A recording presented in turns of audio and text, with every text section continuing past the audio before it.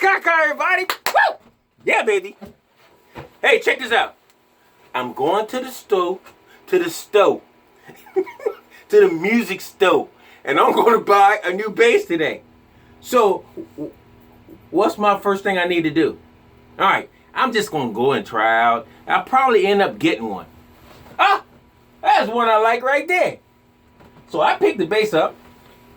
First thing I do, try it out. No, that ain't the first thing I do. First thing I do is find a tuner. See what I got on here in stock? That's the first thing I do.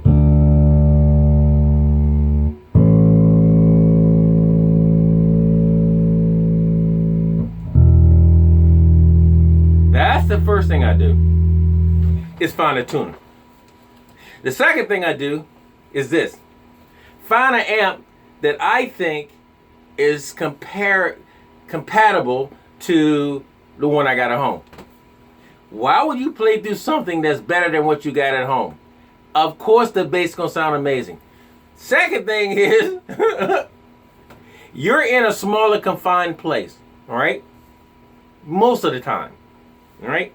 Or you in a very big airy place.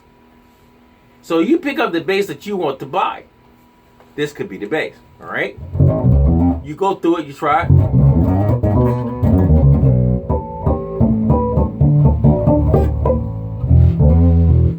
You go through it. So what's the first thing you should do? Set everything level on your amp. So you find an amp that's compatible to what you got at home. You set it level, right? Because you want to hear what the bass sounds like, not particularly what the amp sounds like. So you set everything level and you go through it. All right, go through your treble and bass. Because this is a P bass and my shop bass, you go through all the channels. You go through bass first. All right, you look at your neck. You see how straight the neck is? All right. You look at the quality of the bass. You see what's on it. This one has a badass bridge on it. Gold at that. All right. So it has a gold badass bridge. That's a plus. And it's a badass. That's a plus. Then you look at the quality of the bass. The construction. Does it look cheap? Does it feel cheap? Does it have a cheap weight? Is the knob cheap? Is the neck look cheap? Nah. Tuner's cheap. You get what you pay for. Okay, so that's what you got to look at. So the main thing you want to look at, I think, when I look at a bass, is that first thing I'm gonna look at is the neck. As long as that neck is true or close to true, you might got something. A lot of times you go into music stores and you're looking at Robin Hood's bow. That's a scary part right there. So first thing you want to do is if you like the bass, take it up to the repairman, all right, and give it to him and say, I'm thinking about buying this bass. Can you straighten out Robin Hood's bow out of it first? And if you don't have time to do that, then you might want to find another place to shop. Because if you're gonna spend your money correctly, all right? So let's go back. So if he or she straighten your neck out and you like the way it's straightened and you tell them how you want it, because you gonna buy the bass, it's your money.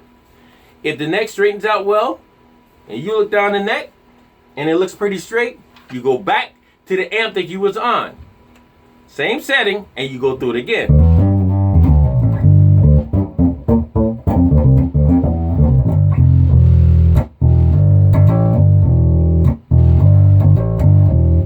And you go through all your little songs that you know and stuff. And you go all the way up the neck. You need to do that. Don't just play down here and not play up here. Or here. Or here.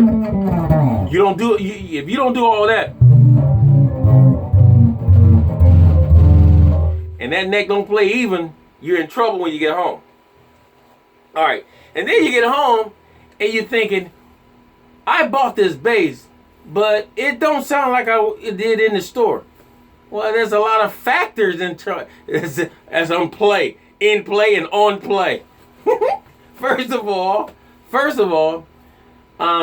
like I said, it could be the building. It could be the amp that you was coming through. Maybe it was comparable. I can't say comparable. Compatible. Maybe it was compatible to what you have at home, but it wasn't what you had at home. All right? So you get the bass home. You try it out. Take it on a gig. Try it out. It may work for you. But if it doesn't work for you, take it back. Because basically, only thing that's going to do, the more you play it, the more peed off you're going to be. All right? So that's your money, and you're playing something that you peed off with. And the sad part is, you keep it past the time you're supposed to take it back to get your money back. Then you're more peed off. You completely peed off. So check it out. Go through all your formalities, guys. It's your money. You know, get the bass that feels good to you. Get the bass that you think will make you the next superstar.